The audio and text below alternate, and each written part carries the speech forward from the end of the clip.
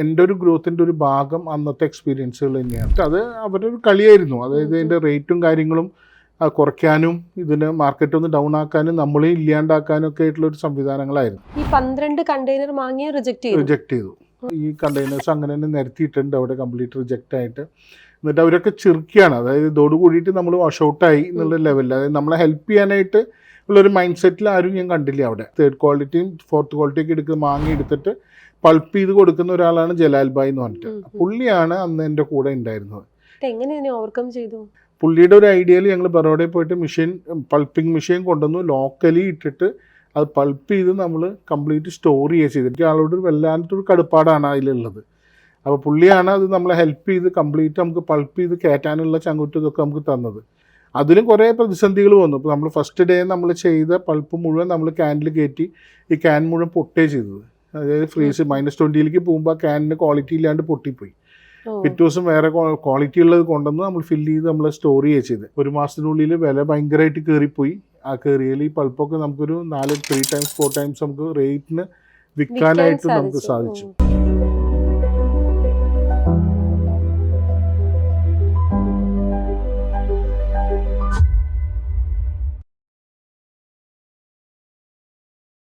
നമസ്കാരം, ഞാൻ അന്ന സൂസൻ. സ്പാർക്കിന്റെ സ്പാർക്കുള്ള പുതിയൊരു എപ്പിസോഡിലേക്ക് സ്വാഗതം. തൃശ്ശൂരുകാർക്കൊട്ടും പരിചയപ്പെടുത്തേണ്ടാത്ത ഒരു ബ്രാൻഡ് മാംഗോ.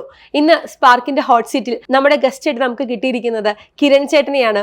ഒത്തിരിയൊന്നും പരിചയപ്പെടുത്തേണ്ട ആവശ്യമില്ല അദ്ദേഹത്തെ കുറിച്ച്. ഒരുപാട് വർഷത്തെ ബിസിനസ് പാരമ്പര്യ ഒരു തറവാട്ടിൽ നിന്നും സ്വന്തമായൊരു ലെഗസി ഉണ്ടാക്കണമെന്ന ആഗ്രഹത്തോടെ ബേക്കറി ഫീൽഡിലേക്ക് കടന്നു വന്ന, ഇന്ന് ആ ബേക്കറി ഫീൽഡിൽ തന്റേതായ ഒരു സ്ഥാനം ഉണ്ടാക്കിയതിനൊപ്പം തന്നെ പുതിയ പുതിയ ബിസിനസ് മേഖലകളിലേക്ക് വളർന്നുകൊണ്ടിരിക്കുന്ന കിരൺ ചേട്ടൻ. സ്വാഗതം കിരൺ ചേട്ടാ സ്പാർക്കിന്റെ ഹോട്ട് സീറ്റിലേക്ക്. നമസ്കാരം. ഒത്തിരി വർഷത്തെ ബന്ധമാണ് സംരംഭവുമായിട്ട് കിരൺ ചേട്ടനുള്ളത്. തീർച്ചയായിട്ടും രംഗു പറഞ്ഞ് എനിക്ക് ഒരുപാട് കാര്യങ്ങൾ അറിയാം. രംഗു എന്താ പറയുക, കിരൺ ചേട്ടൻ എന്ന് പറഞ്ഞ വ്യക്തിയെ കുറിച്ച് പറഞ്ഞു തന്നിരിക്കുന്നതും അത്തരത്തിലുള്ള സന്തോഷം തരുന്ന കാര്യങ്ങളാണ്. അതുകൊണ്ട് തന്നെ ഇന്ന് കിരൺ ചേട്ടനെ ഇവിടെ കിട്ടിയതിൽ ഞങ്ങൾക്ക് വളരെയധികം സന്തോഷമുണ്ട്. തൃശ്ശൂരാണ് സ്വദേശമെന്ന് എല്ലാവർക്കും അറിയാം. തൃശ്ശൂർ എവിടെയാണ് പ്രോപ്പർ? തൃശ്ശൂർ ഞങ്ങൾ ടൗണിൽ തന്നെ അരനാട്ടുകര, അവിടെയാണ് ഞാൻ ജനിച്ചു വളർന്നതൊക്കെ. പഠിച്ചതും എല്ലാം തൃശ്ശൂർ തന്നെയാണ്. തൃശ്ശൂർ ഡോൺ ബോസ്കോയിലാണ് പഠിച്ചത് 10th വരെ. അത് കഴിഞ്ഞിട്ട് ഞങ്ങൾ +1 +2 എൽത്തുരുത്തായിരുന്നു. ഡിഗ്രി മാംഗ്ലൂരായിരുന്നു, ഇറ്റയിലായിരുന്നു. നമ്മൾ സംസാരിച്ചേ പറഞ്ഞു, അപ്പന്റെ ബിസിനസ്സിൽ നിന്നാണ് ഇപ്പൊ ഈ കാണുന്ന കിരൺ എന്ന് പറയുന്ന വ്യക്തി ഉണ്ടാകുന്നതും. തീർച്ചയായിട്ടും കാരണന്മാരുടെ ഒരു അനുഗ്രഹം തന്നെയാണ്. കാരണം വെച്ചാൽ ഇത് 4ാമത്തെ ജനറേഷനാണ് ഞങ്ങൾ ബിസിനസ്സിലുള്ളത്. അതായത് 80 വർഷമായിട്ട് മാങ്ങ, നെല്ലിക്ക, ചെറുനാരങ്ങ എന്ന് പറയുന്ന 3 ഐറ്റം ഫ്രഷ് ആയിട്ട് സപ്ലൈയും ഓൾ ഇന്ത്യ ബേസ് ചെയ്തിട്ടും എക്സ്പോർട്ടും ഇതൊക്കെ ചെയ്തിട്ടുള്ള ഒരു ബിസിനസ്സിലാണ് ഞാൻ വളർന്നു വന്നത്. 4 തലമുറയായിട്ടുള്ള ഒരു ബിസിനസ്സാണ്. അതിന് മുമ്പ് ചെറിയൊരു ഡൈവേഴ്സിഫിക്കേഷൻ എന്ന് വെച്ചാൽ ഗ്രാൻഡ് ഫാദറിന്റെ ഫാദർ ചെയ്തിരുന്ന പുകയിലും കൊള്ളി, ഉണക്കക്കൊള്ളി അന്ന് ഭയങ്കര ഡിമാൻഡായിരുന്നു. ഉണക്കക്കപ്പയും അതുപോലെ തന്നെ പുകയിലയുടെയും ബിസിനസ് ഉണ്ടായിരുന്നു. അവിടുന്ന് ചേഞ്ച് ചെയ്തിട്ടാണ് ഡാഡി പിന്നെ മാങ്ങയും നെല്ലിക്കും ചെറുനാരങ്ങയുടെ ഇതിലേക്ക് വന്നത്. അത് 2010 ഞാൻ 2008 കൂടിയിട്ട് ഞാൻ ചെറിയ ചേഞ്ചസ് വരുത്തി. 10 കൂടിയിട്ട് ഞാൻ ഇൻഡിവിജ്വലായിട്ട് മാറുക ചെയ്തത്, ബേക്കറി ഫീൽഡിലേക്ക് മാറി വന്നത്. എന്നെ പറ്റി ഈ നാരങ്ങ അല്ലെങ്കിൽ നെല്ലിക്ക, ആ ഒരു മാങ്ങ, ആ ഒരു ഫീൽഡിൽ നിന്നും പിന്നീട് ബേക്കറി ബിസിനസ്സിലേക്ക് മാറാനുള്ള ഒരു കാരണം? 2 കാര്യമാണ്. ഒന്ന് വെച്ചാൽ ഞാൻ +1 പഠിക്കുമ്പോൾ തന്നെ കുറേ പ്രശ്നങ്ങളിൽ കൂടെ ഈ ബിസിനസ്സിൽ പോയിട്ടുണ്ട്. അന്ന് നമ്മൾ മാങ്ങ ഇതൊക്കെ കൊടുക്കുമ്പോൾ ഫുൾ ക്രെഡിറ്റിലാണ് പോവുക. അപ്പോൾ അന്ന് നമുക്ക് കമ്മ്യൂണിക്കേഷൻ ഗ്യാപ്പ് ഭയങ്കരമായിട്ടുണ്ട്. ഫോണോ നമ്മുടെ മൊബൈലോ അങ്ങനത്തെ കാര്യങ്ങളില്ല. അന്ന് ട്രങ്കൊക്കെ ബുക്ക് ചെയ്തിട്ട് വേണം. പിന്നെ നമ്മളിത് പുറത്ത് വിട്ട് കഴിഞ്ഞാൽ അവിടെ നിന്ന് ഒരു മെസ്സേജ് കിട്ടണമെങ്കിൽ അന്ന് ടെലഗ്രാമിൽ വേണം നമുക്ക് മെസ്സേജ് കിട്ടാനായിട്ട്. അങ്ങനെ കുറേ ഡിലേ. ഞാൻ പഠിക്കുന്ന സമയത്തൊക്കെ നമ്മൾ കണ്ടിട്ടുള്ള ഒരു പേപ്പറിൽ ഇങ്ങനെ അടിച്ചു വരും നമ്മൾ വിലയും കാര്യങ്ങളൊക്കെ ആയിട്ട്. അങ്ങനെയൊക്കെയാണ് അതിൻ്റെ കമ്മ്യൂണിക്കേഷനൊക്കെ നടന്നിരുന്നത്. അപ്പോൾ ആ ഒരു കാലഘട്ടത്തിൽ ഒരു വലിയൊരു പ്രതിസന്ധി ഉണ്ടായി. നമ്മളതിന് മാറി വന്നു. ആ കുറേ നമുക്ക് ലോസിലേക്ക്, അതായത് നമ്മൾ തന്നെ ഫാമിലി തന്നെ ഇല്ലാണ്ട് പോകേണ്ട ഒരു അവസ്ഥയിലേക്കൊക്കെ വന്നിരുന്നു നമ്മൾ. എന്തായിരുന്നു പ്രതിസന്ധി? അത് നമുക്കൊരു എക്സ്പോർട്ടിന് കൊടുത്തിട്ടുള്ള ഒരു 10-12ഓളം കണ്ടെയ്നേഴ്സ് അങ്ങനെ തന്നെ റിജക്റ്റ് ആയി. അത് റിജക്റ്റ് ആയിട്ട് ഈ മാങ്ങ ഫ്രഷ് ആണല്ലോ, ഫ്രഷ് ആയിട്ടുള്ള മാങ്ങ, വേറെ പ്രോസസ്സ് ചെയ്തിട്ടുള്ളതല്ല. അപ്പോൾ ഈ മാങ്ങ മുഴുവൻ നമുക്ക് റിജക്റ്റ് ആയിട്ട് നമ്മൾ അവിടെ എടുക്കുമ്പോൾ ഡാഡി ശരിക്കും നമുക്ക് അവർ കറക്റ്റ് ആൾക്ക് ലാംഗ്വേജും പ്രോപ്പറായിട്ട് അറിയില്ല. എന്നാൽ ആൾ ഭയങ്കരമായിട്ട് ഡൗൺ ആയിപ്പോയി. അപ്പോൾ ഈ സമയത്താണ് ഞാൻ അങ്ങോട്ട് ആദ്യമായിട്ട് ബിസിനസ്സിലേക്ക് എൻട്രി ചെയ്യണമെന്ന് പറയാൻ പറ്റും. നമുക്ക് അത് ഹെൽപ്പ് ചെയ്യാൻ. ഞാൻ +1 പഠിക്കും. +1 പഠിക്കുമ്പോൾ മാക്സിമം ഒരു 16 വയസ്സ്. +1 എന്ന് പറഞ്ഞാൽ അന്ന് പ്രീ ഡിഗ്രിയാണ്. പ്രീ ഡിഗ്രി ഫസ്റ്റ് ഇയർ ആണ് ഞാൻ ഫസ്റ്റ് ബോംബെ പോകുന്നത്. ബോംബെ പോയിട്ടാണ് ഞാൻ അവിടെ കാണുമ്പോൾ ചില ഈ കണ്ടെയ്നേഴ്സ് അങ്ങനെ തന്നെ നിരത്തിയിട്ടുണ്ട് അവിടെ കംപ്ലീറ്റ് റിജക്റ്റ് ആയിട്ട്. എന്നിട്ട് അവരൊക്കെ ചിരിക്കുകയാണ്. അതായത് ഇതോട് കൂടിയിട്ട് നമ്മൾ വാഷ് ഔട്ടായി എന്നുള്ള ലെവലിൽ, അതായത് നമ്മളെ ഹെൽപ്പ് ചെയ്യാനായിട്ട് ഉള്ളൊരു മൈൻഡ് സെറ്റിൽ ആരും ഞാൻ കണ്ടില്ല അവിടെ. അപ്പോൾ അതാണ് നമുക്ക് ബിസിനസ്സിൽ വേറെ ഒരു നമ്മൾ നമ്മുടേതായ സ്റ്റാൻഡിൽ തന്നെ നമ്മൾ നിൽക്കണം. കൂടെ നിൽക്കുന്നവർ ആരും ഉണ്ടാവണമെന്ന് നമ്മൾ പ്രതീക്ഷിച്ച് കഴിഞ്ഞാൽ ഉണ്ടാവില്ല എന്ന് മനസ്സിലായത് അന്നാണ്. അന്ന് ഹെൽപ്പ് ചെയ്തത് ബീഹാറിൽ നിന്നുള്ളൊരു ജലാൽ ഭായ് എന്ന് പറയും. അതായത് ഞങ്ങളുടെ റിജക്ഷൻ 3rd ക്വാളിറ്റിയും 4th ക്വാളിറ്റിയൊക്കെ എടുക്കുന്ന മാങ്ങ എടുത്തിട്ട് പൾപ്പ് ചെയ്ത് കൊടുക്കുന്ന ഒരാളാണ് ജലാൽ ഭായ് എന്ന് പറഞ്ഞിട്ട്. പുള്ളിയാണ് അന്ന് എൻ്റെ കൂടെ ഉണ്ടായിരുന്നത് ഹെൽപ്പ് ചെയ്യാനായിട്ട്. പുള്ളിയാണ് ഈ മാങ്ങ മുഴുവൻ അവിടെ ഇറക്കി, ആളുടെ ഐഡിയയിലാണ് നമുക്കത് അവിടെ ഇറക്കിയിടാനും. അന്ന് വാശി മാർക്കറ്റ് ഓപ്പൺ ആയിട്ടില്ല, APMC ഓപ്പൺ ആവണുള്ളൂ. അപ്പോൾ APMCയിൽ കുറേ സ്ഥലം വെറുതെ കിടക്കുമായിരുന്നു. അപ്പോൾ ഈ മാങ്ങ കൂട്ടിയിട്ട് കഴിഞ്ഞാൽ പഴുത്തു പോകും. അപ്പോൾ പഴുക്കാതിരിക്കാൻ വേണ്ടിയിട്ട് ഇത് മുഴുവൻ പരത്തിയിടാനും അതിനുള്ള ആൾക്കാരെയും അതിൻ്റെ മാൻ പവറൊക്കെ തന്നത് പുള്ളിയാണ്. ഈ 12 കണ്ടെയ്നർ മാങ്ങ റിജക്ട് ചെയ്തു.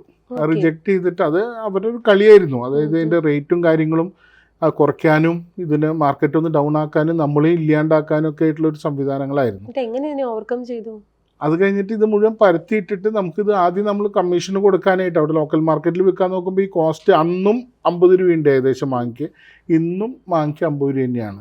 അപ്പോൾ അന്ന് അത്രയും ഡിമാൻഡിലാണ് ആ സാധനം പോയിരുന്നത്, അത്രയും വിലയ്ക്ക് എടുത്തിട്ടുള്ളത്.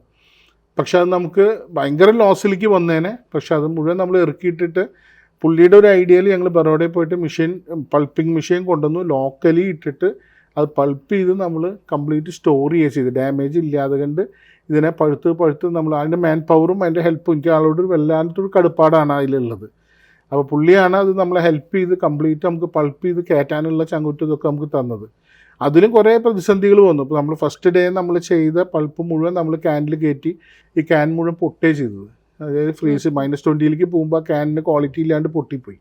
പിറ്റേ ദിവസം വേറെ ക്വാളിറ്റി ഉള്ളത് കൊണ്ടുവന്ന് നമ്മൾ ഫില്ല് ചെയ്ത് നമ്മൾ സ്റ്റോർ ചെയ്യുക ചെയ്ത്. പിന്നെ എല്ലാം കാരണന്മാരുടെ അനുഗ്രഹവും ദൈവത്തിൻ്റെ അനുഗ്രഹം എന്ന് പറഞ്ഞ മാതിരി 1 മാസത്തിനുള്ളിൽ വില ഭയങ്കരമായിട്ട് കയറിപ്പോയി. ആ കയറിയാൽ ഈ പൾപ്പൊക്കെ നമുക്കൊരു 3 ടൈംസ് 4 ടൈംസ് നമുക്ക് റേറ്റിന് വിൽക്കാനായിട്ട് നമുക്ക് സാധിച്ചു. അതിൽ നമുക്ക് ലോസ് ഇല്ലാണ്ട് അതിനായിട്ട് കൂടുതൽ ഫണ്ട് തിരിച്ചു വരെ നമുക്ക് ഉണ്ടായത്. അതിൽ ഒരു പ്രീ ഡിഗ്രി ഫസ്റ്റ് ഇയർ പഠിക്കുക എന്ന് പറഞ്ഞാൽ നമുക്കൊരു 16 വയസ്സ്. ഈ 16 വയസ്സിൽ ഈ നോർത്ത് ഇന്ത്യയിലെ ലാംഗ്വേജ് അറിയില്ല, ആളുകളെ അറിയില്ല. അതുവരെ നമ്മൾ വലിയ കഷ്ടപ്പാടും ദുരിതങ്ങളൊന്നും പപ്പ അറിയിച്ചിട്ടില്ല, ഡാഡി അറിയിച്ചിട്ടില്ല. പക്ഷേ ഒരു പെട്ടെന്നൊരു ഉത്തരവാദിത്വം നമ്മുടെ തലയിലേക്ക് വരുന്നു, അല്ലെങ്കിൽ നമ്മളത് ഏറ്റെടുത്ത് ചെയ്തില്ലെങ്കിൽ നമ്മുടെ കുടുംബമേ നശിച്ചു പോകുമെന്നുള്ള രീതിയിലേക്ക് വന്ന സിറ്റുവേഷനിലാണ്.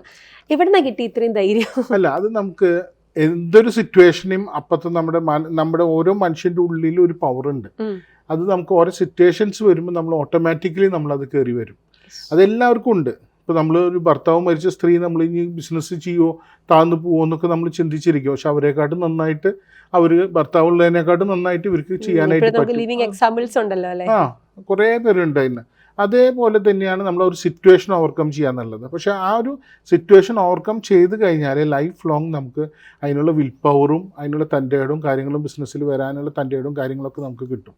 അത് തീർച്ചയായിട്ടും എൻ്റെ ഒരു ഗ്രോത്തിൻ്റെ ഒരു ഭാഗം അന്നത്തെ എക്സ്പീരിയൻസുകൾ തന്നെയാണ്. പിന്നെന്താ, തീർച്ചയായിട്ടും അത് ആൾക്കാരെ പഠിക്കാനായാലും നമ്മുടെ കൂടെയുള്ള ആൾക്കാർ എങ്ങനെയായിരിക്കും, അല്ലെങ്കിൽ കൂടെയുള്ള ആൾക്കാർ നമ്മളെ എങ്ങനെയൊക്കെ ഉപദ്രവിക്കാൻ പറ്റും അല്ലെങ്കിൽ നന്നാക്കാൻ പറ്റും, ഇതൊക്കെ നമുക്ക് തിരിച്ചറിയാൻ ഒരാൾ അകലേന്ന് വരുമ്പോൾ തന്നെ നമുക്ക് അയാൾ നമുക്ക് ഫേവറാണോ ഇല്ലേ എന്നുള്ളത് നമുക്ക് അകലേന്ന് തന്നെ കണ്ടു പഠിക്കാനുള്ളൊരു എക്സ്പീരിയൻസ് ഒക്കെ പറയില്ല. അതൊക്കെ നമുക്ക് ഇത്രയും സിറ്റുവേഷനിൽ നമുക്ക് കിട്ടും. അത് പിന്നീട് ലൈഫിൽ എത്രത്തോളം ഉപയോഗിക്കാൻ സാധിച്ചിട്ടുണ്ട്? തീർച്ചയായിട്ടും എൻ്റെ ഓരോ സ്റ്റെപ്പ് വയ്ക്കുമ്പോഴും നമുക്ക് അതിൻ്റെ ഒരു ഗ്രോത്ത് നമുക്ക് ഭയങ്കരമായിട്ട് കിട്ടും. പിന്നെ കാരണവന്മാരുടെ അനുഗ്രഹം, പ്രാർത്ഥന. തീർച്ചയായിട്ടും അവിടുന്ന് തിരിച്ചു വന്നിട്ട് പിന്നെ നമ്മൾ ആ ഒരു ബിസിനസ് നമ്മൾ കഴിഞ്ഞു വന്നു കഴിഞ്ഞിട്ട് പിന്നെ അത് ഭയങ്കരമായിട്ട് നമുക്ക് പിന്നെ ഒരു ഹോൾസെയിൽ ബിസിനസ്സാണ്. നമുക്ക് കച്ചവടം ചെയ്തു കഴിഞ്ഞാൽ രാത്രി മേശയിൽ പൈസ ഉണ്ടാവണം. ആ ഒരു പൈസ ക്രെഡിറ്റ് പോവാതെ കണ്ട് പ്രോബ്ലംസ് ഇല്ലാണ്ട് പോകാവുന്ന രീതിയിൽ എന്തൊരു ബിസിനസ് ചെയ്യണം എന്ന് നോക്കിയപ്പോഴാണ് നമ്മളൊരു ബേക്കറി ബിസിനസ്സിലേക്ക് വരണം എന്നുള്ളൊരു ഫീല് വന്നത്. പിന്നെ ഈ ബിസിനസ്സൊക്കെ ഓൾറെഡി അനിയന്മാരും അവർ ടേക്ക് ഓവർ ചെയ്തിട്ട് അവരെ ഏൽപ്പിച്ച് അവരാണ് അത് നന്നായി നല്ല രീതിയിൽ കൊണ്ടുപോകുന്നത്. അപ്പോൾ എനിക്കതൊന്ന് മാറി ചെയ്യണം എന്നുള്ള ചിന്തയിലാണ് പിന്നെ ബേക്കറിയിലേക്ക് വരുന്നത്. നമ്മൾ ഇപ്പം ഇത്രയും വർഷമായിട്ടൊരു ബിസിനസ് പാരമ്പര്യമുള്ള തറവാട്ടിൽ നിന്നാണ് ബിസിനസ്സിലേക്ക് വരുന്നത്. ഇങ്ങനെ ഒരു പുതിയ ബിസിനസ്സിലേക്ക് വന്നപ്പോൾ, അല്ലെങ്കിൽ ഡാഡിയുടെ തന്നെ ബിസിനസ്സിലേക്ക് ആക്റ്റീവായിട്ട് ഇറങ്ങിയപ്പോൾ അദ്ദേഹം പറഞ്ഞു നിൽക്കുന്ന കുറച്ച് പാഠങ്ങളുണ്ടാവും. നീ ജീവിതത്തിൽ പാലിക്കണമെന്ന് ആഗ്രഹിക്കുന്ന, അല്ലെങ്കിൽ ജീവിതത്തിൽ എത്ര പൊസിഷനിൽ എത്തിയാലും നീ ഇങ്ങനെയൊക്കെ ആയിരിക്കണമെന്ന് തീർച്ചയായിട്ടും ഡാഡി പറഞ്ഞു തന്നിട്ടുണ്ടാവും. അങ്ങനെ ഡാഡിയിൽ നിന്ന് കിട്ടിയേക്കുന്ന ഏറ്റവും വലിയൊരു പാഠം എന്തായിരിക്കും? അല്ല, നമ്മുടെ ടീമാണ് അതിൽ ഏറ്റവും വലുത്. ഒരു അഹങ്കാരം കയറി വന്നാൽ സ്വാഭാവികമായിട്ടും എല്ലാ ബിസിനസ്സിനെയും ബാധിക്കാവുന്ന രീതിയിൽ സക്സസ് ഹാൻഡിൽ ചെയ്യാൻ പറ്റാതെ വരികയെന്ന് പറയല്ലേ. ചില ആൾക്കാർ പറയും സക്സസ് ഹാൻഡിൽ ചെയ്യാൻ പറ്റാതെ വന്നിട്ട് നമ്മൾ അഹങ്കാരിയായി എന്ന് പറയും. അല്ല, അതിലേക്ക് വരാൻ പാടില്ല ഒരിക്കലും. നമ്മളെപ്പോഴും നമ്മൾ ഒരേ പൊസിഷനിൽ തന്നെ. അപ്പോൾ അതായത് എൻ്റെ ഒരു ഏറ്റവും വലിയ എക്സാമ്പിൾ പറഞ്ഞു, നമ്മൾ എത്ര വലിയ കാർ വാങ്ങിച്ചാലും നമ്മൾ പോയിരുന്ന സ്കൂട്ടർ നമ്മൾ സ്കൂട്ടർ തന്നെ ആയിരിക്കണം. ആ സ്കൂട്ടർമേൻ ഇപ്പോഴും യാത്ര ചെയ്യുന്നുണ്ട്. അന്ന് എടുത്ത സ്കൂട്ടർ തന്നെയാണ് ഇപ്പോഴും എൻ്റെ കയ്യിൽ. 2003 ഒരു സ്കൂട്ടർമേനെയാണ് ഞാനിപ്പോഴും നടക്കുന്നത്. അത് അന്നും ഇന്നും നമ്മൾ അത് തന്നെ മെയിൻറ്റെയിൻ ചെയ്യുന്നത്. പിന്നെ അതിൽ നമ്മൾ ഡിഗ്രി കഴിഞ്ഞിട്ട് ഞാൻ വന്നപ്പോൾ ഞാൻ ബിസിനസ്സിൽ എൻട്രി ചെയ്യാണ്. അപ്പോൾ അതിന് മുമ്പ് +1 +2 നമ്മൾ ഇത്രയും വലിയ കാര്യങ്ങളൊക്കെ ആക്റ്റീവായിട്ട് വന്നു കഴിഞ്ഞിട്ട് നമ്മൾ ഇവിടെ വരുമ്പോൾ ഇവിടെ കസാരയിൽ ഇരിക്കാം എന്നുള്ള പ്രതീക്ഷയിലൊക്കെയാണ് ഓൾറെഡി പ്രൂവ് ചെയ്തിട്ടുണ്ടല്ലോ വലിയ പ്രശ്നങ്ങളെയൊക്കെ നമുക്ക് ഹാൻഡിൽ ചെയ്യാൻ ഓവർകം ചെയ്തിട്ടാണ് ഇവിടെ വന്നിരിക്കുന്നത്. ഇവിടെ വന്നു കഴിഞ്ഞപ്പോൾ ആദ്യം തന്നെ നമുക്ക് കിട്ടിയതെന്ന് വെച്ചാൽ ഓണത്തിന് കറി നാരങ്ങ എന്ന് പറയും. ഈ കൊടുകിയിൽ നിന്നും ആന്ധ്രയിൽ നിന്നൊക്കെ വലിയ നാരങ്ങ വരും. ഈ നാരങ്ങ ഇങ്ങനെ ലോഡ് കണക്കിന്, അതായത് 10-25 ലോഡ് ഒരു ദിവസം വന്നിട്ട് നമ്മൾ സെല് ചെയ്യണതാണ്. ഈ സാധനം മുഴുവൻ വന്നിട്ട് അത് തിരയിലാണ് പണി കിട്ടിയത്. തിരയാന്ന് പറഞ്ഞാൽ ഇതൊരു പേസ്റ്റാണ്. ഇത് കേടായി കഴിഞ്ഞാൽ ഒരു പേസ്റ്റ് പോലെ വരാം. ഈ പേസ്റ്റും ഇരുന്നിട്ട് വേണം, നിലത്തിരുന്നിട്ട് വേണം ഈ സാധനം ഗ്രേഡ് ചെയ്ത് പോവാൻ. ഇതേപോലെ തന്നെ മാങ്ങയും അയക്കുമ്പോൾ മാങ്ങയുടെ ഗ്രേഡ് ചെയ്യണ സെക്ഷനിലാണ് നമ്മൾ ആദ്യം കൊണ്ടിരുത്തുക. അതായത് നമുക്ക് മാങ്ങ കണ്ടാൽ അറിയണം ഇത് നല്ല മാങ്ങയാണോ പൊട്ട മാങ്ങയാണോ, അല്ലെങ്കിൽ ഇത് ഓരോ ക്വാളിറ്റി ഉണ്ട് മാങ്ങയ്ക്ക്. അതായത് മണ്ണിൻ്റെ വ്യത്യാസം ഭയങ്കര വ്യത്യാസമാണ്. ചരലിലുണ്ടാവണ മാങ്ങയും മണ്ണിലുണ്ടാവണ മാങ്ങയും മണലിലുണ്ടാവണ മാങ്ങയും വ്യത്യാസമുണ്ട്. ചരലിലുണ്ടാവണ മാങ്ങയ്ക്ക് ഭയങ്കര സ്ട്രെങ്ത്തും ആ ബുദ്ധിമുട്ടുണ്ടാക്കിയതിൻ്റെ വിഷമം ആ മാങ്ങയ്ക്ക് അറിയാം. ആ മാങ്ങയ്ക്ക് ലൈഫ് കൂടുതലാണ്. അതേസമയം മണലിലുണ്ടായതാണെങ്കിൽ 2 ദിവസം കൊണ്ട് കറുത്തു പോകാൻ മാങ്ങ. അപ്പോൾ അതൊക്കെ നമുക്ക് തിരിച്ചറിയാനായിട്ട് അങ്ങനത്തെ എക്സ്പീരിയൻസുകൾ നമുക്ക് ഭയങ്കരമായിട്ട് ബിസിനസ്സിൽ നമുക്ക് ബേസിക് തൊട്ട് നമുക്ക് കിട്ടിയിട്ടുണ്ട്. നമ്മൾ ഉദ്ദേശിക്കുന്ന പോലെ കറങ്ങുന്ന കസേര തന്നില്ല എന്നല്ലേ? തീർച്ചയായിട്ടും തന്നിട്ടില്ല.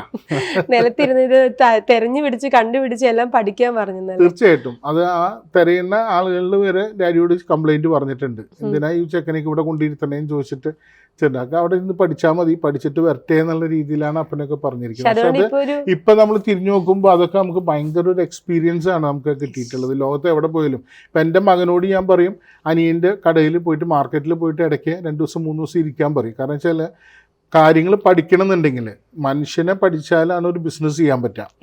നമുക്ക് ഏത് കോളേജിൽ ഏത് യൂണിവേഴ്സിറ്റിയിൽ പോയാലും കിട്ടാത്ത അറിവുകളാണ് നമുക്കൊരു മാർക്കറ്റിൽ നിന്ന് കിട്ടുക.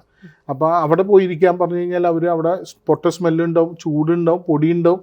ഇതിൻ്റെ ഉള്ളിൽ പോയിരുന്നിട്ടുള്ള ഒരു എക്സ്പീരിയൻസ് അവർക്ക് കിട്ടണം. അപ്പോൾ ഞാൻ ഇടയ്ക്ക് 2 ദിവസം 3 ദിവസം അവരെ വെക്കേഷൻ വരുമ്പോൾ അവിടെ കൊണ്ടിരുത്തും.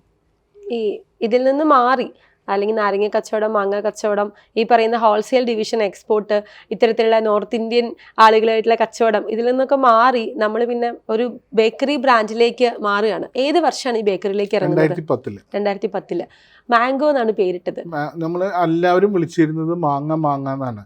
ഞങ്ങൾ മാങ്ങയുടെ ബിസിനസ് ആയ കാരണം കൊണ്ട് മാങ്ങ സെബാസ്റ്റ്യൻ, എൻ്റെ ഫാദറിൻ്റെ പേര് സെബാസ്റ്റ്യൻ എന്നാണ്. മാങ്ങ സെബാസ്റ്റ്യൻ, അല്ലെങ്കിൽ ഞങ്ങൾ മൊത്തം മാങ്ങ എന്നാണ് വിളിച്ചിരുന്നത്. അപ്പോൾ നമ്മൾ ചിന്തിച്ചതെന്ന് വെച്ചാൽ വേറെ എന്തെങ്കിലും ഒരു ബ്രാൻഡിന് പോണേ, ഓൾറെഡി ഒരു ബ്രാൻഡാണ് മാങ്ങ. അപ്പോൾ ഞങ്ങൾ മാംഗോ ബേക്കേഴ്സ്, ഓൾറെഡി നമുക്കൊരു ചെല്ലപ്പേരുണ്ട്, എന്നാൽ അതിന് നമുക്കൊന്ന് ഇംഗ്ലീഷീകരിച്ചേക്കാമെന്ന് തോന്നിയല്ലേ? അങ്ങനെ മാംഗോ ബേക്കേഴ്സ് സ്റ്റാർട്ട് ചെയ്യാണ്. അതെ. നമുക്ക് വലിയ അറിവുള്ള ഒരു ഫീൽഡ് അല്ല, A to Z ഒന്നും അറിയില്ല. ബിഗ് സീറോ എന്ന് തുടങ്ങിയതാ. അപ്പം ആ ഒരു തുടക്കം എങ്ങനെയായിരുന്നു? മാംഗോയിലേക്ക് എത്തുമ്പോൾ നമ്മൾ ഇപ്പോൾ കാണുന്ന മാംഗോ എന്ന് പറയുന്നത് ഒത്തിരി ഔട്ട്ലെറ്റ്സ് ഉണ്ട്, അല്ലെങ്കിൽ അതിൽ നിന്ന് തന്നെ ഒത്തിരി ബ്രാൻഡുകൾ വളർന്നു വന്നിട്ടുണ്ട്, ഒത്തിരി പ്രൊഡക്റ്റിലേക്ക് എത്തുന്നുണ്ട്. ആദ്യത്തെ ഒരു അനുഭവങ്ങൾ എങ്ങനെയായിരുന്നു? ആദ്യത്തെ ഒരു പ്രശ്നം ഉണ്ടായിരുന്നു എന്ന് പറഞ്ഞു കഴിഞ്ഞാൽ, ഞങ്ങൾ ഹോൾസെയിൽ സെക്ഷനായ കാരണം കൊണ്ട് ഞങ്ങൾ പറയണതാണ് വാങ്ങിക്കുന്നവരും വിൽക്കുന്നവരും ഒക്കെ കേൾക്കേണ്ടത്. ഒരു ബേക്കറിയിൽ വന്നപ്പോൾ എന്താ വെച്ചാൽ, ഞാൻ ഇന്നവരെ ക്യാഷിൽ ഇരുന്നിട്ടില്ല, എന്നാലും ഒരു മിഠായി വാങ്ങിക്കുക, 2 രൂപയുടെ മിഠായി വാങ്ങിക്കാൻ വരുന്നവന് സാറേ എന്ന് പറഞ്ഞിട്ട് നിൽക്കേണ്ട ഒരു അവസ്ഥ ഭയങ്കര ഒരു ശോചനീയായിരുന്നു അന്ന് സ്റ്റാർട്ടിങ്ങിൽ. പിന്നെ നമ്മളത് യൂസ്ഡായി. പിന്നെ നമ്മൾ ഒരു പ്രൊഫഷണൽ ടച്ചിലാണ് പോയിരുന്നത്. നമ്മൾ ഒരിക്കലും ഷോപ്പിൽ നിന്നുകൊണ്ട് കച്ചവടം ചെയ്യുന്ന ഒരു രീതിയിലേക്കല്ല നമ്മൾ വന്നിരിക്കുന്നത്. പിന്നെ അതിനെ ഡെവലപ്പ് ചെയ്യാം, എങ്ങനെ സ്കെയിലപ്പ് ചെയ്യാം എന്നുള്ളതൊക്കെ ഭയങ്കര പ്രോബ്ലം ആയിരുന്നു. അതിന് പക്ഷേ നമുക്ക് ഒരു പരിധി വരെ നമ്മൾ സക്സസ് ആക്കിയിട്ട് കൊണ്ടുവരാനായിട്ട് നമുക്ക് സാധിച്ചു. ആദ്യത്തെ ഷോപ്പ് എവിടെ തുടങ്ങി? ആദ്യം തുടങ്ങിയത് പൂങ്കുന്നത്താണ്. പൂങ്കുന്നാണ് ഫസ്റ്റ് ഷോപ്പ്. പിന്നെ ഈസ്റ്റ് ഫോർട്ടിലാണ്, പിന്നെ കുറുക്കഞ്ചേരി, കാളത്തോട്, ചിയാരം, MG റോഡ്, വാടാൻ. പിന്നെ ഫ്രാഞ്ചൈസികളും കാര്യങ്ങളൊക്കെ ആയിട്ട് അങ്ങനെ ആദ്യത്തെ develop ഷോപ്പ് ചെയ്ത. എത്ര സ്ക്വയർ ഫീറ്റ് ആയിരുന്നു ഓർക്കണ്ടോ? ആദ്യത്തെ കിച്ചൺ 600 സ്ക്വയർ ഫീറ്റ് ആയിരുന്നു. അത്രേ ഉള്ളൂ. അത്രേ ഉള്ളൂ. ഷോപ്പോ? ഷോപ്പ് ഉണ്ടായിരുന്നു 600 സ്ക്വയർ ഫീറ്റ്. 600 ഷോപ്പിന്റെ മേലെയായിരുന്നു ഫസ്റ്റ് കിച്ചൺ കിച്ചൺ ഉണ്ടായിരുന്നത്. എത്ര എംപ്ലോയീസ് ഉണ്ടായിരുന്നു അന്ന് തുടങ്ങിയപ്പോൾ? തുടങ്ങിയപ്പോൾ മാക്സിമം ഒരു 22 എംപ്ലോയീസ് ആണ് ഉണ്ടായിരുന്നത്. നമുക്ക് എത്ര ഇൻവെസ്റ്റ്മെന്റ് വന്നു? കാരണം മെഷീനറീസ് വേണം, നമ്മൾ അറിയാത്ത മേഖലയാണ്. അന്ന് അങ്ങനെ നോക്കിയിട്ടില്ല, എന്നാലും എനിക്ക് തോന്നുന്നു ഒരു 40 lakhs അടുത്തൊക്കെയാണ് ടോട്ടൽ ഇൻവെസ്റ്റ്മെന്റ് വന്നിട്ടുണ്ട്. നമ്മുടെ കയ്യിൽ ഉണ്ടായിരുന്നു, അപ്പൻ്റെ കയ്യിൽ നിന്ന് മേടിച്ചോ? അന്ന് ഫാദർ കുറച്ച് ഹെൽപ്പ് ചെയ്തിട്ടുണ്ട്, ബാക്കി അങ്ങനെ ഇങ്ങനെയൊക്കെ ആയിട്ട് വെച്ചിട്ട് ചെയ്തിട്ടുള്ളതാണ്, കുറേയൊക്കെ വിളിച്ച് ചെയ്തിട്ടുള്ളതാണ്. 600 square feet kitchen, 600 square feet bakery, 22 staff, ചെറിയൊരു മുതൽ മുടക്ക്. ഇന്ന് നമ്മുടെ ബ്രാൻഡ് എത്ര ഇടങ്ങളിൽ എത്തി നിൽക്കുന്നു? നമുക്കിപ്പോൾ മാംഗോനെ പറയുകയാണെങ്കിൽ നമുക്ക് കൗണ്ടേഴ്സ്, അതായത് സൂപ്പർ മാർക്കറ്റ് കൗണ്ടേഴ്സ് ഒക്കെ അടക്കം ഏകദേശം 60 ഔട്ട്ലെറ്റ് ഉണ്ട്. ഓ, ഒരു 500 സ്റ്റാഫ് ഉണ്ടാവും. 500 സ്റ്റാഫ് ഉണ്ട് ഇപ്പോൾ. 22 നിന്ന് തുടങ്ങിയതാണ് 500 എല്ലാ ഡിവിഷനായിട്ട് കേട്ടോ, ഒരു സ്ഥലത്തല്ല, എല്ലാ ഡിവിഷനായിട്ട്. പിന്നെ നമുക്ക് നല്ല രീതിയിൽ നമുക്കൊരു വില്ലേ ഡയറി എന്ന് പറഞ്ഞിട്ടൊരു ഐസ്ക്രീം ബ്രാൻഡ് ഉണ്ട്. വോൾക്കാനോ ക്രീമറി എന്ന് പറഞ്ഞിട്ടൊരു പാർലർ, പ്രീമിയം പാർലേഴ്സ് എറണാകുളത്തും ഉള്ളത്. പിന്നെ ഒരു ആർട്ടിക്ക എന്ന് പറഞ്ഞിട്ട് നമ്മളിപ്പോൾ നമുക്ക് വോൾക്കാനോ ഒരു പ്രീമിയം എൻഡാണ്, അത് മാത്രമല്ല ഇൻവെസ്റ്റ്മെൻറ്റും കൂടുതലായിരുന്നു. അപ്പോൾ നമുക്ക് നമ്മുടെ ഈ ക്വാളിറ്റിയുള്ള ഐസ്ക്രീംസ് നമുക്ക് എങ്ങനെ സാധാരണക്കാരിലേക്ക് എത്തിക്കാം എന്നുള്ളൊരു ഇതിലാണ് നമ്മൾ ആർട്ടിക്ക ഐസ്ക്രീം വില്ലേജ് എന്ന് പറഞ്ഞിട്ടൊരു ബ്രാൻഡ് സ്റ്റാർട്ട് ചെയ്തത്. ആർട്ടിക്ക ഐസ്ക്രീം വില്ലേജ്. അതെ. ഇപ്പം നമ്മൾ ഈ മാംഗോ തുടങ്ങി കുറച്ച് കാലം കൊണ്ട് നമ്മൾ വില്ലേജ് ഡയറി എന്ന് പറഞ്ഞിട്ടൊരു ബേക്കറി, അത് കൊമേഴ്ഷ്യൽ ഐസ്ക്രീംസ് ആണ്. നമ്മൾ കടകളിലൊക്കെ വിൽക്കാനായിട്ട് 1 ലിറ്ററും അതുപോലെ ക്യാൻഡീസും ഇതൊക്കെ ആയിട്ട് നമ്മൾ കടകളിൽ സപ്ലൈ വരുന്നതാണ് വില്ലേജ് ഡയറി. അത് കഴിഞ്ഞിട്ട് നമ്മൾ വോൾക്കാനോ സ്റ്റാർട്ട് ചെയ്തു. കൊച്ചിക്കാർക്ക് എല്ലാവർക്കും ഭയങ്കര ഫേമസ് ആയിട്ടുള്ള ഒരു ബ്രാൻഡാണ് വോൾക്കാനോ. അതിനുശേഷമാണ് സാധാരണക്കാരെ കൂടി ഉൾപ്പെടുത്തുക എന്ന ലക്ഷ്യത്തോടു കൂടി നമ്മൾ ആർട്ടിക്ക സ്റ്റാർട്ട് ചെയ്യുന്നത്. ഐസ്ക്രീം എങ്ങനെ സാധാരണക്കാരിലേക്ക് എത്തിക്കാം എന്നുള്ളൊരു കൺസെപ്റ്റ് ഉണ്ടാക്കിയിട്ട്, അത് മാത്രമല്ല ഒരു ഈസി ആയിട്ട് നമുക്ക് എങ്ങനെ ഒരു ഷോറൂം സ്റ്റാർട്ട് ചെയ്യാം. അതായത് വോൾക്കാനോ സ്റ്റാർട്ട് ചെയ്യണമെങ്കിൽ നമുക്ക് ഭയങ്കര ഒരു ചെഫ് വേണം, അതിന് വേണ്ടിയിട്ടുള്ള കുറേ ബാക്കപ്പ് ഓഫീസ് ഉണ്ടെങ്കിലാണ് ഒരു വോൾക്കാനോ സ്റ്റാർട്ട് ചെയ്യാൻ പറ്റുക. ഇതൊന്നും ഇല്ലാതെ കണ്ട് നമുക്കൊരു 400-500 സ്ക്വയർ ഫീറ്റിലേക്ക് ഈസി ആയിട്ട് ഒരു ഷോപ്പ് എങ്ങനെ സ്റ്റാർട്ട് ചെയ്യാം. ഒരു മിനിമം ഇൻവെസ്റ്റ്മെൻറ്റിൽ, ചെറിയൊരു ഇൻവെസ്റ്റ്മെൻറ്റിൽ ഒരു 19 lakhs ആണ് നമ്മൾ അതിൻ്റെ ഒരു ഷോപ്പ് എടുത്തു കഴിഞ്ഞാൽ ഒരു 19 lakhs ഉള്ളിൽ നമുക്ക് കംപ്ലീറ്റ് വർക്ക് അതിൻ്റെ ഉള്ളിൽ നമ്മുടെ കോസ്റ്റ് അടക്കം തീർത്തു പോകാവുന്ന രീതിയിലുള്ള ഒരു സംവിധാനം. അതിപ്പോൾ എൻ്റെ കയ്യിലൊരു 500 square feet 600 square feet room ഉണ്ടെങ്കിൽ എനിക്കൊരു 19 ലക്ഷം രൂപ കയ്യിലുണ്ടെങ്കിൽ കംപ്ലീറ്റ് ബ്രാൻഡിങ് അടക്കം എനിക്കൊരു ഷോപ്പ് കിട്ടും. A to Z സാധനം ട്രെയിനിങ് അടക്കം നമ്മൾ തരും. ആ ഇൻവെസ്റ്റ്മെൻറ്റ് കഴിഞ്ഞ് കഴിഞ്ഞാൽ പിന്നെ നമുക്ക് അതിൽ പെർസെൻറ്റേജോ കാര്യങ്ങളോ ഒന്നുമില്ല. നമ്മൾ എല്ലാ ഫ്രാഞ്ചൈസിയും വിളിക്കണമെന്ന് വെച്ചാൽ നമുക്ക് അതിനൊരു ലിമിറ്റ് ഉണ്ട്. 10 കിലോമീറ്റേഴ്സിൻ്റെ ഉള്ളിലാണ് നമ്മളൊരു ഷോപ്പ് കൊടുക്കുള്ളൂ. പിന്നെ 2 റൂട്ടായിരിക്കണം, 2 ഡിഫറെൻറ്റ് റൂട്ടൊക്കെ ആയിട്ട് വേറെ കുഴപ്പമില്ല എന്നുണ്ടെങ്കിൽ മാത്രമാണ് നമ്മൾ അടുത്ത് കൊടുക്കുള്ളൂ. അതൊരു ടൗണിലാണെങ്കിൽ ഇപ്പോൾ ഒരു ടൗണിൻ്റെ ഉള്ളിൽ നമുക്ക് 10 കിലോമീറ്റർ നോക്കി ഒരു ടൗൺ അത്രയും ഉണ്ടാവില്ല. അപ്പോൾ ടൗണിൽ 2-3 തുടങ്ങണം എന്നുണ്ടെങ്കിൽ വ്യത്യസ്തമായിട്ടുള്ള 3 റൂട്ടിൽ നമ്മൾ സെപ്പറേറ്റ് ചെയ്യും. അതല്ലാതെ കണ്ട് നമുക്ക് എവിടെ വേണമെങ്കിലും നമുക്ക് കൊടുക്കാനായിട്ട് പറ്റും. ഈ 19 ലക്ഷം രൂപ മുടക്കുന്ന ഒരു ഫ്രാഞ്ചൈസി ഓണർക്ക് നമ്മുടെ ബ്രാൻഡ് ഫ്രാഞ്ചൈസി എടുത്താൽ എന്താണ് അവർക്ക് കിട്ടുന്ന മന്ത്ലി ബെനിഫിറ്റ്? അതായത് ഏകദേശം ഒരു 15,000 രൂപയുടെ അതൊരു ഷോപ്പിന്റെ എക്സ്പെൻസ് എന്ന് പറഞ്ഞു കഴിഞ്ഞാൽ അതിന്റെ റെന്റ്, ഇലക്ട്രിസിറ്റി, സാലറി, അതിൽ നമുക്കൊരു 25,000 നമുക്ക് വാടക കണക്കാക്കാം, ഒരു 20,000 ഇലക്ട്രിസിറ്റി കണക്കാക്കാം, ഒരു 45,000 അല്ലെങ്കിൽ 50,000 സാലറിയും കണക്കാക്കാം. അപ്പോൾ ഏകദേശം 1 ലക്ഷം രൂപ എന്ന് കണക്കാക്കിക്കോ. ഒരു 15,000 രൂപയുടെ കച്ചവടം നടന്നാൽ, ഒരു മിനിമം കച്ചവടം ഒരു 15,000 രൂപ നടന്നു കഴിഞ്ഞാൽ നമുക്ക് 7,500 രൂപ നമുക്ക് അതിൽ ഗ്രോസ് പ്രോഫിറ്റായിട്ട് നമുക്ക് വരും. ഏകദേശം 7,500 രൂപ എന്ന് പറയുമ്പോൾ ഒരു മാസം കണക്കാട്ടാൻ 2.25 ലക്ഷം രൂപയാണ്. ഇതിൽ ഇപ്പോൾ 1 ലക്ഷം രൂപയും അതിൻ്റെ പാക്കിംഗ് മെറ്റീരിയൽസ് ഒക്കെ കൂടിയിട്ട് 1.25 പോയാലും നമുക്ക് ഏറ്റവും കുറഞ്ഞത് 1 ലക്ഷം രൂപയെങ്കിലും നമുക്ക് 15,000 രൂപയുടെ കച്ചവടം നടക്കുകയാണെങ്കിൽ ഒരു 1 lakh rupees നമുക്ക് അതിൽ നെറ്റ് പ്രോഫിറ്റ് ആയിട്ട് വരും നമുക്കതിൽ. ഈ ഒരു ഐസ്ക്രീം ബ്രാൻഡിലേക്ക് വരുമ്പോൾ ആർട്ടിക്ക ഒരു എത്ര റേഞ്ചിലാണ് നമ്മുടെ പ്രൈസ് സ്റ്റാർട്ട് ചെയ്യുന്നത്? നമ്മൾ ആർട്ടിക്ക ചെയ്തിട്ടുള്ള വെച്ചാൽ 30 rupees മുതൽ 290 വരെയാണ് അതിൻ്റെ ഓരോ പ്രൊഡക്റ്റിൻ്റെ റേറ്റ് വെച്ചിരിക്കുന്നത്. ഏറ്റവും സാധാരണക്കാരന് വന്നാലും നമുക്ക് അവിടെ കയറി കഴിക്കാവുന്ന രീതിയിലുള്ളൊരു മെനു ആണ് നമ്മളതിൽ ഉണ്ടാക്കി വെച്ചിരിക്കുന്നത്. പിന്നെ മാത്രമല്ല നമ്മൾ ഏകദേശം ഒരു 80 ഫ്ലേവേഴ്സ് ഓഫ് ഐസ്ക്രീംസും 80 ഫ്ലേവേഴ്സ് ഉണ്ട്.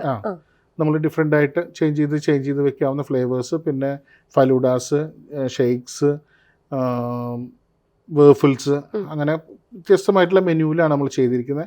നമ്മളിപ്പോൾ ഓൾറെഡി തൃശ്ശൂർ നമ്മളൊരു 6 എണ്ണം കഴിഞ്ഞു, ഇപ്പോൾ 7ാമത്തെ നമ്മൾ പണി നടക്കുകയാണ് ഇപ്പോൾ ഒരെണ്ണം. അപ്പോൾ കേരളത്തിൻ്റെ എല്ലാ അറ്റത്തുനിന്നും വിളിച്ചു കഴിഞ്ഞിട്ടുണ്ടെങ്കിൽ നമുക്കത് ഓടിയെത്താൻ സാധിക്കുമോ?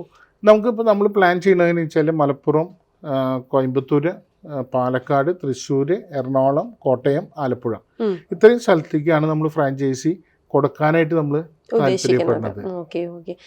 ശരിക്കും പറഞ്ഞു കഴിഞ്ഞാൽ നമ്മുടെ നാട്ടിൽ ഒരുപാട് പേര് നല്ല ഫ്രാഞ്ചൈസി മോഡൽസ്, പലപ്പോഴും ഈ ഫ്രാഞ്ചൈസി എന്ന് കേൾക്കുമ്പോൾ ആൾക്കാർക്ക് ഒരു പേടിയുണ്ട്. കാരണം പ്രീവിയസ് ഹിസ്റ്ററിയിൽ ഒരുപാട് ഫ്രാഞ്ചൈസി മോഡൽ ബിസിനസ്സുകൾ നമ്മുടെ നാട്ടിൽ ജനങ്ങളെ പറ്റിച്ചിട്ടുണ്ട്. ഇൻവെസ്റ്റ് ചെയ്തിരിക്കുന്ന ആളുകളെ അവർക്ക് റിട്ടേൺ കിട്ടിയിട്ടില്ല, കറക്റ്റ് ആയിട്ടുള്ള ബ്രാൻഡിങ് ഈ ബ്രാൻഡിന്റെ ഓണർ നടത്തിയിട്ടില്ല, അല്ലെങ്കിൽ നല്ല സാധനങ്ങൾ കറക്റ്റ് സമയത്ത് എത്തിച്ചു കൊടുത്തിട്ടില്ല.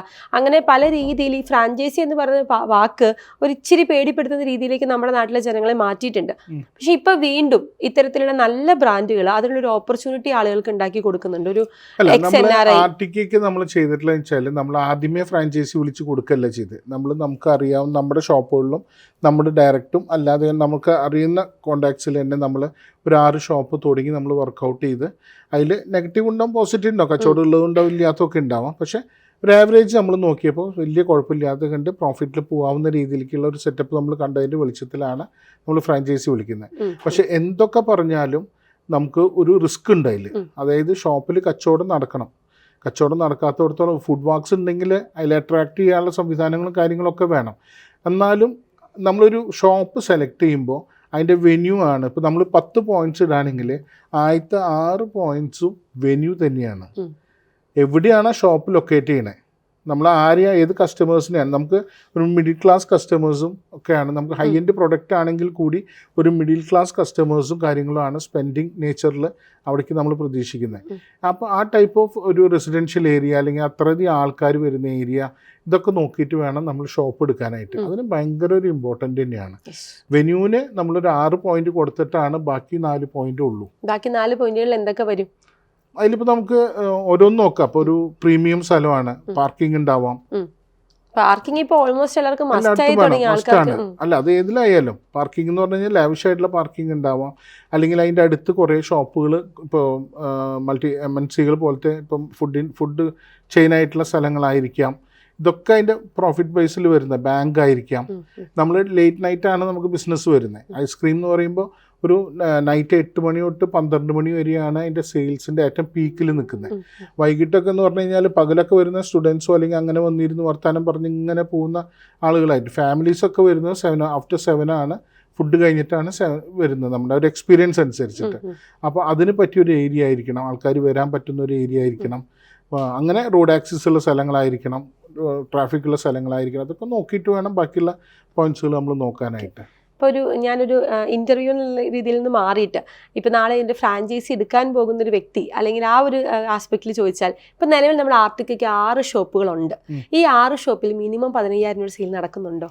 18 മേലെ നടക്കുന്ന ഷോപ്പുകളുണ്ട്, 7,000-8,000 ഷോപ്പ് നടക്കുന്നുണ്ട്. പക്ഷേ 7,000-8,000 നടക്കുന്നതിന് വാടക വരുന്നത് 8,000 രൂപയാണ്. 8,000 രൂപയുള്ളൂ വാടക. ഒരാളവിടെ സെയിൽസിലുള്ളൂ. അങ്ങനെയും നമ്മൾ പരീക്ഷിച്ചിട്ടുണ്ട്. അപ്പൊ ചെറിയൊരു സ്പേസ് എടുത്ത്, അത് 150 സ്ക്വയർ ഫീറ്റ് ഉള്ളൂ, അതിൽ നമ്മൾ എടുത്തിട്ടുണ്ട്. പക്ഷെ അത് എനിക്ക് അത്രയും സക്സസ് ആയിട്ട് തോന്നിയില്ല. കാരണം വെച്ചാൽ ഒരു 4 പേർക്ക് അല്ലെങ്കിൽ ഒരു 6 പേർക്ക് ഇരിക്കാൻ പറ്റുള്ളൂ.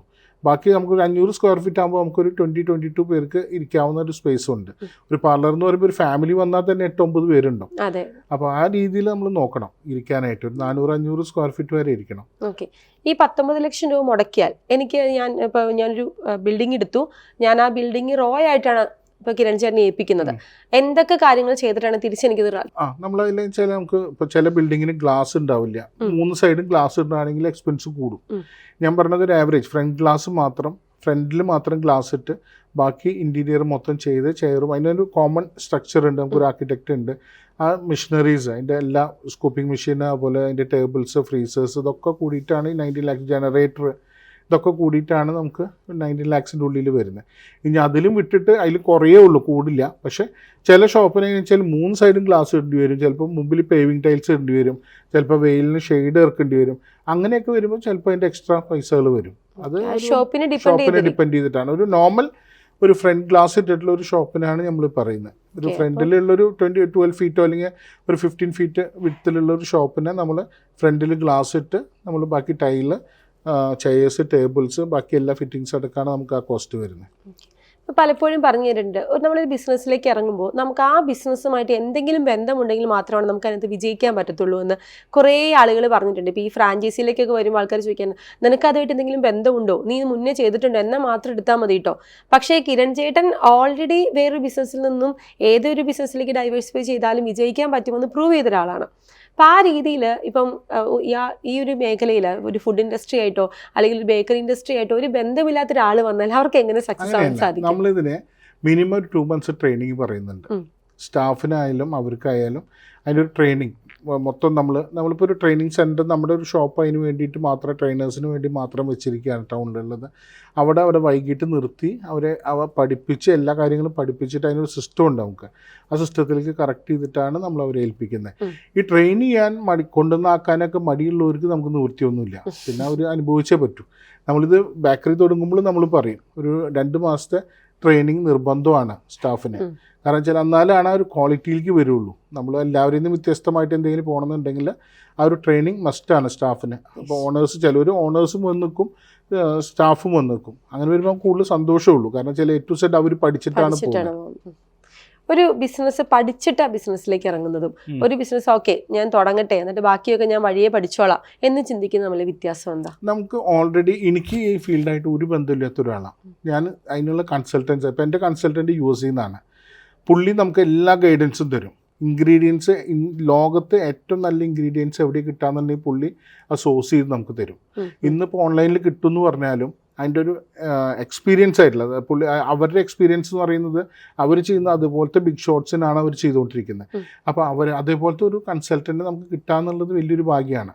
അത് നമ്മുടെ ഒരു ഈഗർനെസ് കൊണ്ട് പുള്ളി നമ്മുടെ കൂടെ കൂടിയിട്ടുള്ളതാണ്, പൈസയോ കാര്യങ്ങളോ നോക്കിയിട്ടല്ല. അപ്പോൾ പുള്ളിയുടെ ഒരു ഹെൽപ്പ് എനിക്ക് വലിയൊരു ഹെൽപ്പ് തന്നെയാണ്. കാരണം വെച്ചാൽ എനിക്ക് ഇന്ന സാധനം വേണമെന്ന് പറഞ്ഞു കഴിഞ്ഞാൽ അതിനെക്കാട്ടും നന്നാക്കിയിട്ടാണ് പുള്ളി നമുക്ക് ചെയ്തു തരാം. അത്രയും വലിയൊരു എക്സ്പീരിയൻസ് നമ്മുടെ കൂടെയുണ്ട്. ഒരു എക്സ്പീരിയൻസ് ഹാൻഡാണ് നമ്മുടെ കൂടെയുള്ളത്. 101% നമുക്ക് ഒന്നിനും ഒരു സൊല്യൂഷൻ ഇല്ല. ഇപ്പം കിരൺ ചേട്ടൻ ഇപ്പം എനിക്ക് തോന്നുന്നു കിരൺ ചേട്ടൻ്റെ മാംഗോയിലെ കിരൺ ചേട്ടൻ എന്നതിനേക്കാൾ ഉപരി പിന്നീട് ആളുകൾ കൂടുതൽ പോപ്പുലർ ആകുന്നത് ബേക്കറി അസോസിയേഷൻ്റെ ഒരു നല്ല നേതൃസ്ഥാനത്തേക്ക് എത്തിയപ്പോഴാണ് കുറച്ചുകൂടി ആളുകളിലേക്ക് പോപ്പുലറൈസ് ചെയ്യുന്നത്. ഈ ബേക്കറി അസോസിയേഷൻ അല്ലെങ്കിൽ ഇത്തരത്തിലുള്ള ബേക്കറികളായിട്ട് ഒത്തിരി ബന്ധപ്പെടുന്നൊരു വ്യക്തിയാണ്. എപ്പോഴും ആളുകൾ പറയും നമ്മൾ ഡെയിലി സ്നാക്സ് മേടിക്കുന്നവരാണ്, അല്ലെങ്കിൽ ഡെയിലി നമ്മൾ കുട്ടികൾക്ക് സ്നാക്സ് കൊടുക്കുന്നുണ്ട്, നമ്മൾ ഇതിനകത്ത് ഒരു പ്രിസർവേറ്റീവ്സും ആഡ് ചെയ്യുന്നില്ല, ഒരു കളർ ആഡ് ചെയ്യുന്നില്ല, അല്ലെങ്കിൽ ഇത്തരത്തിലുള്ള നിങ്ങൾക്ക് ധൈര്യമായിട്ട് കഴിക്കാമെന്ന് പറഞ്ഞാലും നമുക്കൊരു സംശയമുണ്ട്, ഇത് നല്ല എണ്ണയിലാണോ ഉണ്ടാക്കുന്നത്, നല്ല വൃത്തിഹീനമായ അന്തരീക്ഷത്തിലാണോ ഉണ്ടാക്കുന്നത്. ഇതൊരു സംശയമാണ്. നമുക്ക് പലപ്പോഴും അത് എല്ലാവരുടെയും ഷോപ്പിൽ പോയോ ബോർമയിൽ പോയി ടെസ്റ്റ് ചെയ്യാൻ പറ്റത്തില്ല. നമ്മൾ എത്രത്തോളം ഉറപ്പ് കൊടുക്കുന്നുണ്ട് ഇത്തരത്തിൽ നമുക്കതിൽ നമ്മുടെ ബേക്കറിയിലെ മെമ്പേഴ്സിന് എല്ലാവർക്കും ട്രെയിനിങ്ങും കാര്യങ്ങളൊക്കെ നമ്മൾ നല്ല രീതിയിൽ കൊടുക്കുന്നുണ്ട്. ഫുഡ് സേഫ്റ്റി ഓഫീസേഴ്സിന് വെച്ചിട്ട് കൊടുക്കുന്നുണ്ട്. കൊല്ലത്തിൽ 2 പ്രാവശ്യം നിർബന്ധമായിട്ടും ട്രെയിനിങ് കൊടുക്കുന്നുണ്ട്. പിന്നെ നമ്മളൊരു 90% ആൾക്കാരും അതിനെ അഡോപ്റ്റ് ചെയ്ത് തുടങ്ങി. കാരണം എന്ന് വെച്ചാൽ ഇപ്പോഴത്തെ ജനറേഷൻ എന്ന് പറഞ്ഞു കഴിഞ്ഞാൽ അപ്പം തന്നെ ഗൂഗിൾ ചെയ്ത് നോക്കും എന്താ സാധനം, അല്ലെങ്കിൽ എന്താണ് പ്രശ്നം എന്താണെന്നുള്ളത് നോക്കും. അപ്പോൾ നമ്മൾ അപ്ഡേറ്റഡ് ആവാത്ത ആൾക്കാർ മുഴുവൻ ഔട്ടായി പോകും. അതിലൊരു സംശയമില്ല. ഇപ്പം നമ്മൾ പറഞ്ഞില്ലെങ്കിലും നമ്മൾ അപ്ഡേറ്റഡ് ആയിട്ടില്ലെങ്കിൽ സ്വാഭാവികമായിട്ട് ഔട്ടായി പോകും. അപ്പോൾ അതിൽ അപ്ഡേറ്റഡ് ആവാൻ വേണ്ടിയിട്ടുള്ള എല്ലാവിധ സംവിധാനങ്ങളും നമ്മൾ ചെയ്യുന്നുണ്ട്. പ്രിസർവേറ്റീവ്സ് ആഡ് ചെയ്യുന്ന കാര്യം പറഞ്ഞു വെച്ചാൽ ഗവൺമെൻറ് റൂൾ അനുസരിച്ച് പ്രിസർവേറ്റീവ്സ് ആഡ് ചെയ്യാം. പക്ഷേ അസോസിയേഷൻ പറയുന്നത് നമ്മൾ പ്രിസർവേറ്റീവ്സും അതുപോലെ തന്നെ കളേഴ്സും ആർട്ടിഫിഷ്യൽ കളേഴ്സും ചേർക്കാൻ പാടില്ല എന്നാണ്. നമ്മൾ അതിന് വേണ്ടിയിട്ട് ഒരു 40ഓളം കേരളത്തിൽ ഞാൻ ഞെട്ടിപ്പോയി 40ഓളം നാച്ചുറൽ കളേഴ്സ് ഉണ്ടാക്കുന്ന കമ്പനികളുണ്ട് കേരളത്തിൽ. ഇതൊന്നും കേരളത്തിലല്ല വിൽക്കുന്നത്, ഇതൊക്കെ പുറത്താണ്, ഔട്ട് ഓഫ് ഇന്ത്യ ആണ് വിൽക്കുന്നത്. ഇപ്പം ഇവരോടൊക്കെ പറഞ്ഞിട്ട് നമ്മൾ ഇന്ത്യയിൽ ഇപ്പോൾ ഇവർ കേരളത്തിൽ ഇപ്പോൾ ചെറിയ പാക്സ് ആക്കി, മുമ്പൊക്കെ ഇവർ 5 ലിറ്റർ പാക്സ് ആയിരുന്നു. കാരണം വെച്ചാൽ ഇവർ ചെറിയ വോളിയത്തിലേക്ക് വരില്ല. നമ്മൾ പറഞ്ഞ് ഇപ്പോൾ എല്ലാവരും 200 ml 500 mlക്കൊക്കെ എത്തി തുടങ്ങി. അപ്പോൾ ഏത് സാധാരണക്കാരനും വാങ്ങിച്ച് യൂസ് ചെയ്യാൻ പറ്റാവുന്ന രീതിയിലേക്ക് ആക്കിയിട്ടുണ്ട്. ഇനി ചെയ്യേണ്ടത് കസ്റ്റമേഴ്സ് ഷോപ്പിൽ ചോദിക്കണം നാച്ചുറൽ കളർ ആണോ എന്നുള്ളത്. അവിടെ വരുമ്പോഴാണ് ഇനി മാറാത്ത ആളുകൾ നേരത്തെ ചോദിച്ച ചോദ്യത്തിന് പ്രിസർവേറ്റീവ്സ് ഉണ്ടോ, നാച്ചുറൽ കളേഴ്സ് ആണോ എന്നൊക്കെ ചോദിക്കേണ്ടത് കസ്റ്റമറുടെ ചുമതലയാണ്. കസ്റ്റമർ ഷോപ്പ് ഓണേഴ്സിൻ്റെ അടുത്ത് ചോദിക്കണം ഇതിൽ നാച്ചുറൽ കളറാണോ അല്ലെങ്കിൽ പ്രിസർവേറ്റീവ്സ് ആഡ് ചെയ്തിട്ടുണ്ടോ എന്നൊക്കെ ചോദിച്ചിട്ട് വേണം നമ്മൾ യൂസ് ചെയ്യാനായിട്ട്. ഞാനിപ്പോൾ 2010 ബേക്കറി തുടങ്ങുമ്പോൾ അന്ന് തൊട്ടേ നമ്മൾ ജിലേബിയിലോ സ്വീറ്റ്സിലോ ഒന്നും കളർ ആഡ് ചെയ്യുന്നില്ല. അന്ന് നാച്ചുറൽ കളർ ഇല്ല. ഓക്കെ നാച്ചുറൽ കളർ ആഡ് ചെയ്യുന്നില്ല, നമ്മൾ ഒരു കളറും ആഡ് ചെയ്യുന്നില്ല, പ്ലെയിൻ ആയിട്ടുള്ള കളറിലാണ് വന്നിരുന്നത്. അപ്പോൾ എല്ലാവരും ആദ്യമൊക്കെ ഒരു സംശയം പറഞ്ഞെങ്കിലും നമ്മൾ കാര്യം പറഞ്ഞ് ബോധ്യപ്പെടുത്തി കഴിഞ്ഞപ്പോൾ ആൾക്കാർ അത് യൂസ്ഡായി. ഇപ്പോഴും നമ്മൾ ആ ഒരു ട്രെൻഡിൽ തന്നെയാണ് പോയിക്കൊണ്ടിരിക്കുന്നത്. ഒരു ഇപ്പൊ കുഴപ്പമില്ല. നമുക്കൊന്ന് കുറച്ചൊരു ആക്സെപ്റ്റൻസ് കിട്ടി തുടങ്ങി ആളുകള്, കാരണം തീർച്ചയായിട്ടും health conscious ആൾക്കാർക്ക് ആയി അറിയാം. തുടങ്ങിയല്ലോ. അത് ആദ്യം വിചാരിച്ചിരുന്നത് വെച്ചാൽ പഴുതായിട്ടാണോ കളർ ഇല്ലാത്ത, ആൾക്കാരൊരു തോട്ട് പ്രോസസ്സ് അങ്ങനെയാണ്. അത് നല്ല കളർ ഉണ്ടെങ്കിൽ ഫ്രഷ് ആണ്, കളർ കുറഞ്ഞാൽ അത് പഴുതായി എന്നുള്ള രീതിയൊക്കെയാണ്. അപ്പോൾ നമ്മൾ പറഞ്ഞ് മനസ്സിലാക്കി കൊടുത്ത് കുറേ പേർക്ക് കാണിച്ചു കൊടുത്ത് നമ്മൾ കളർ ഇടാതെ കണ്ടാണ് ചെയ്യുന്നത്. കളർ ഇട്ടുകൊണ്ട് വേറെ ഗുണമൊന്നുമില്ല. വായിൽ വെക്കുമ്പോൾ നമ്മൾ ടേസ്റ്റിനോ കാര്യങ്ങൾ കാണുമ്പോഴൊരു ആകർഷണം ഉണ്ടെന്നല്ലാതെ കണ്ട് ശരീരത്തിന് എന്തോരം ദോഷം ഉണ്ടെന്നുള്ളത് അവർ പറഞ്ഞ് മനസ്സിലാക്കിയപ്പോൾ അന്ന് മുതലേ നമ്മൾ കളർ ഇല്ലാതെ തന്നെയാണ് നമ്മൾ ചെയ്തുകൊണ്ടിരുന്നത്. അതുകൊണ്ട് ആ ഒരു അക്സെപ്റ്റൻസ് നമുക്ക് കൂടുതൽ ഇപ്പോഴത്തെ കാലത്ത് കിട്ടുന്നുണ്ട്. തീർച്ചയായിട്ടും ആ ഒരു ക്വാളിറ്റി എപ്പോഴും അവർ നമ്മുടെ ഷുവർ ഉണ്ട്. നമ്മുടെ ബ്രെഡ് 2 ദിവസം 3 ദിവസം ഇരിക്കുള്ളൂ. അതായത് ഇന്ന് ഉണ്ടാക്കിയ ബ്രെഡ് നാളെയും കഴിഞ്ഞ് മറ്റന്നാൾ എടുത്ത് മാറ്റും നമ്മൾ വിറ്റിട്ടില്ലെങ്കിൽ. അതിൽ പ്രിസർവേറ്റീവ്സ് ബാക്കി ആഡ് ചെയ്യാതെ കണ്ടാണ് നമ്മൾ ചെയ്യുന്നത്. അപ്പോൾ 2 ദിവസത്തേക്ക് വിൽക്കാനുള്ള ബ്രെഡാണ് നമ്മൾ ഉണ്ടാക്കുകയുള്ളൂ. അപ്പോൾ അത് കഴിഞ്ഞാൽ പിന്നെ വിൽക്കില്ല, ഉണ്ടെങ്കിൽ ഉണ്ടാവില്ല. പക്ഷേ ആൾക്കാർക്ക് അറിയാം അത് 2 ദിവസത്തേക്ക് വേണ്ടിയിട്ടാണ് നമ്മൾ ബ്രെഡ് ഉണ്ടാക്കണേ എന്നുള്ളത്. അപ്പൊ നമ്മൾ കുറച്ച് പ്രിസർവേറ്റീവ്സ് ആഡ് ചെയ്താൽ 2 ദിവസം എന്നുള്ളത് 7 ദിവസം 8 ദിവസം 10 ദിവസം ഇരിക്കും.